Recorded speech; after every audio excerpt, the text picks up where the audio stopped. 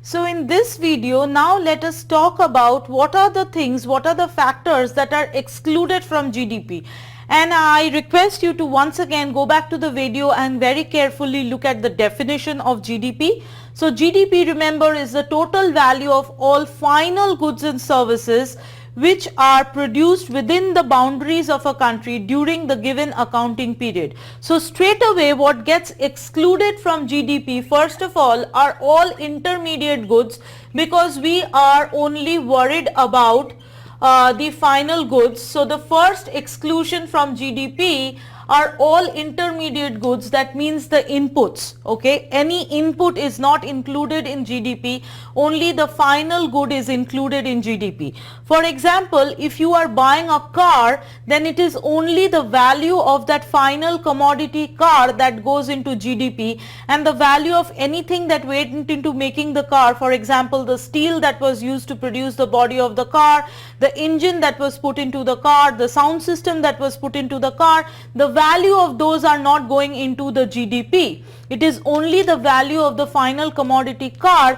that goes into GDP. Now here there is also something that you must remember, that all intermediate goods are excluded except the capital goods. So here there is an exclusion, there is a restriction, the capital goods. Now if you remember, capital goods are any goods that are basically equipments and machineries. Any equipment or machineries are the capital goods. For example, if you are a baker and your final commodity is a cake, then the value that goes into GDP is for the final commodity, the cake. And any intermediate good, for example the eggs, the flour and the butter and the dry fruits and the essence that you may have used in producing the cake, that is not included in GDP. It is excluded from GDP. However, for the baker, any of his capital goods, that means the equipments, the baking instruments, the baking tray, the oven, all of that, the value of that is included in GDP, and it is included in GDP under the investment spending of the baker. If you remember, that is your capital I. Capital I is included in GDP, so that will get included as investment spending of the baker as capital I. So that means one simple way of understanding what is excluded and what is not. So anything that goes into making the final good and is included in the final good. For example, in this case, the flour, the eggs and everything became a part of the cake, and it went away when the cake was sold, right? So that is not included in GDP. All that is pure intermediate good. But anything that stays back, for example the baking equipments, that don't go away with the cake when the cake is sold. So anything that stays back with the business firm is basically a capital good or an investment good, and it should be included in GDP under investment spending. So please be a little careful about that. For example, if the restaurant is producing, let's say the restaurant is making some risotto, right? So in that risotto what goes in is a rice and lot of other things, oil, so on and so forth, and maybe they are also using a rice steamer for making the risotto. Okay, so the value of the rice and the oil and the other things, ingredients that went into making the risotto, that is not included in GDP, because it doesn't, there is no existence of those goods anymore. They just became a part of the final good. So that's excluded from GDP as intermediate good. But that rice steamer that stays back with the restaurant and is repeatedly used over time to make risotto, that is included in GDP as investment spending of the restaurant. Okay, so please be very careful. For example, for a farmer, you know, his tractor would be his investment good, so that gets included in GDP as investment spending. Okay, that's not an intermediate good. Now the next exclusion from GDP, of course, is anything that is produced outside the country. So that means the imported goods, the goods that came into USA from other countries. Now they may be bought by people in USA, but that does not matter. As long as the good is not produced in USA, it does not get included in the GDP. The third exclusion from GDP is home production. Home production. any work that you are doing at your home or anything that you're growing or producing at your home is not included in GDP simply because you are not able to get a value for the product until the product goes through a market, right? I know the value of this shirt is $10 because this shirt was bought at a market. There is a price attached to it. Now, if I make a sweater, if I stitch a sweater or sew a sweater for my daughter, I am doing it myself and I never sold it in the market. So there's a lot of emotional value for that sweater, but there is no quantifiable numerical value that I can come up with because it didn't go through the market. I take care of my daughter, I cook for my family, my labor goes into it, but there is no value for that work because it does not, nobody is buying that labor.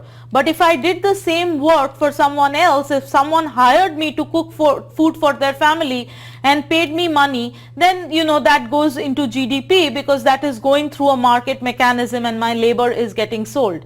If you grow vegetables in your kitchen garden and you eat those vegetables, then there is, once again, it's the fruit of your love and your care that you put into your garden. There's a lot of emotional value, but there is no numerical value that goes into GDP because you grow it yourself and you and your family enjoy the fresh vegetables. But if you take the same vegetables that you grow in your family farm and you sell them in a market, then that goes into GDP. Okay, same for babysitting. Okay, you babysit your sisters, you babysit your niece, your sister's or your brother's daughter, and they are not paying you anything. You're just doing it out of love for your nephew or niece. It's not going into GDP. But you take up a nannying job or a babysitting job and you get paid for it, then that is going into GDP. Okay, so any kind of home production is not included in GDP, but as soon as the same work goes through the market, it could be included in GDP.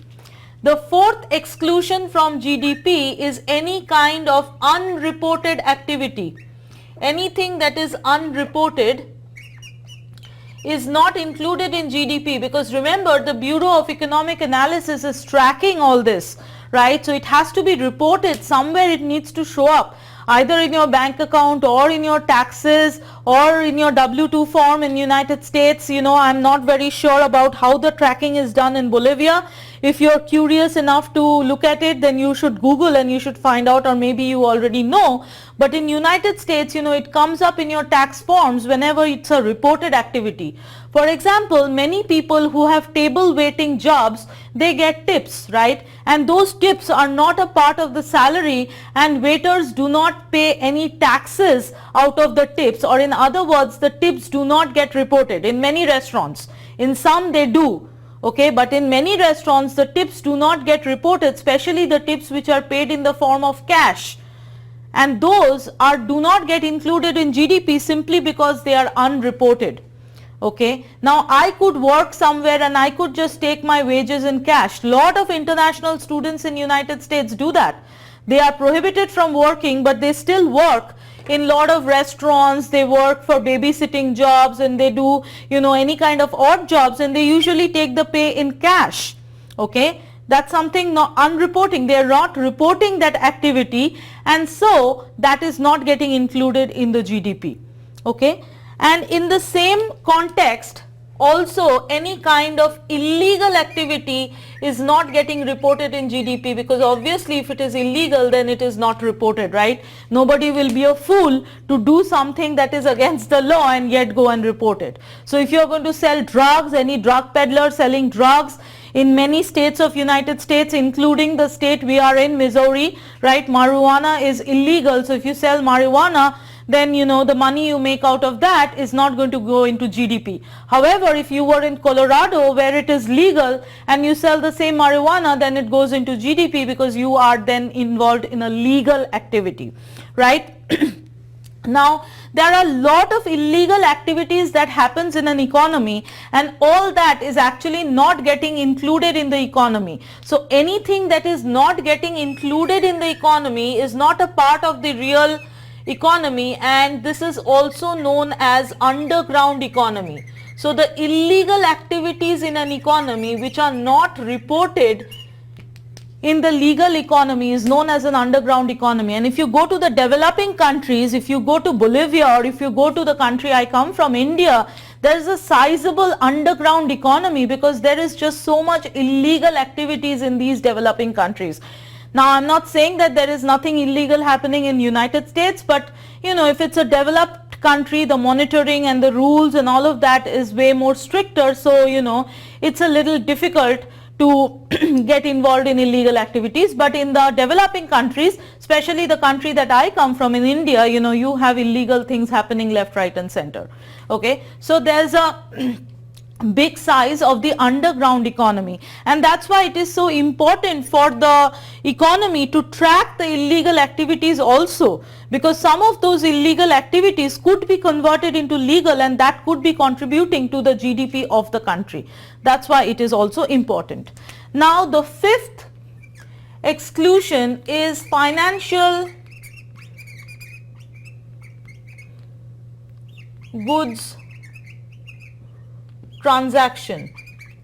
That is not included in GDP. Now you see why in the circular flow diagram we were treating the financial market separately, and I told you that the financial market is just like any other goods or service market, but we are treating it separately. And now you have the answer why we were treating it separately, because it is really the transaction of financial goods are not going into GDP. Why? The reason being that there is no new good that is produced. For example, if you buy the stocks of Amazon, then it is basically the change of ownership that is happening from Amazon to you. No new product, no new commodity has been produced during this year. It was an existing stock, only there has been a change in name from Amazon to you. It is something like inherited property. Your father owns a house and your father gives the house to you. Nothing new has been created, just a name change from your father's name to your name. Same thing for financial goods, right? If you buy the stocks, it is only a change in ownership. Nothing new has been produced, and that's why those are not included in GDP. However, if you buy the stocks and you hire a brokerage firm, or you hire a broker, financial broker, for helping you out with the transaction, then the fee that you have to pay to the broker gets included in GDP. Because please note that this fee is a payment that you're making for the current service that is being given to you. So it's a current service that is generated. That's why that money goes into GDP, because remember, the definition of GDP includes all final goods and services. Right? So it's a current service, the brokerage fees, and that's why it should go into GDP, whereas the value of the transaction should not, because it is basically transaction of an existing good. Nothing new was created. And last and final, which is similar, transaction of any used goods. Any used goods transaction does not go into GDP. For example, if you buy a used car, then that will not go into GDP. Because if you in 2018, if you're buying a car that was made in 2015, then in 2015 the value of that car has already been included. And if you include it again in 2018, you are basically risking double counting of the value of the good. So the sale of used cars is not included in GDP. However, once again, if you buy the car and you have to pay some fees to the dealership, then that is included in the GDP, because once again, that's the money that you're paying for the current services that are offered to you. Or you make any value addition to the car. You buy the car and maybe you change the radiator or you change the windshield. All that addition that you make to the car will be included in GDP, the new stuff that you add on. Same for houses. If you look at houses, only the purchase of new houses will go into GDP. However, the value of the old houses, if you buy an old house, a used house, then that does not go into the GDP, because the value when it was new, it has already been accounted for. But houses is a special case, okay? Used houses is a special case. Why? Because what would you do with a house? If you buy a used house, there are two possibilities. You start living in the house, so the house is owner occupied, or you put the house on rent, okay, or you just leave it, you lock the house and you leave it, but even then it is just comes under owner occupied because you are owning it, right? There is nobody else over there. You choose to not stay in the house, that is your problem. But or you could put the house on rent, there could be tenants living in the house. Now for used houses which are on rent, it is the value of the rent that goes into GDP. So this rent gets included in GDP. Why? Because although it's a used house, the people living in the house, your tenants, are getting some current service out of the house. They are living in the house, so the accommodation in the house is the current service that they are deriving from the house, and the money that they are paying for that service is the monthly rent. So that rent gets included in the GDP. Now for owner occupied houses, obviously if you are living in the house or you are keeping it locked, you are not paying a rent to anybody, but even then the imputed value of market rent, the imputed value of current market rent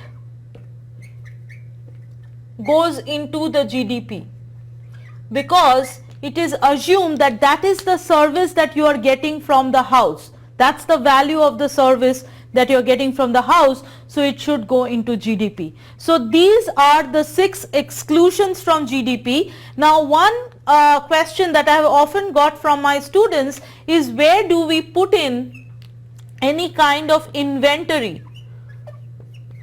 I hope you know what is the meaning of inventory. If not, inventory is anything that is produced but does not get sold.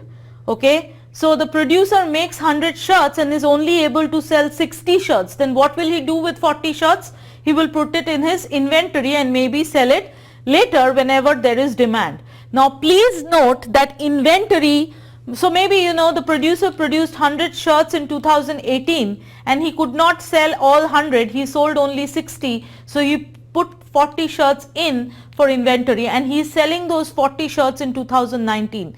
Please note that the inventory is going to be a part of the production of the year that it was made, not the year it is sold. So even when it is not sold, even then the inventory is going to be a part of the GDP, because a lot of investment has gone into making that inventory. So it's your investment spending.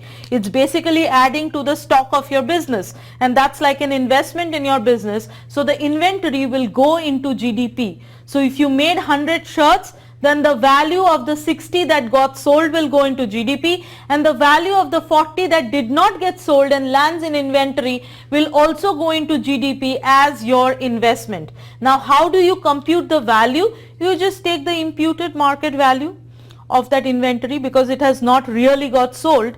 So whatever is the imputed market value of that stuff, you just include that in GDP. Okay, so now with that we have come to the end of exclusions from GDP. Now next we are going to talk about the different kinds of GDP, and you will see in the next video what I mean by the different kinds of GDP.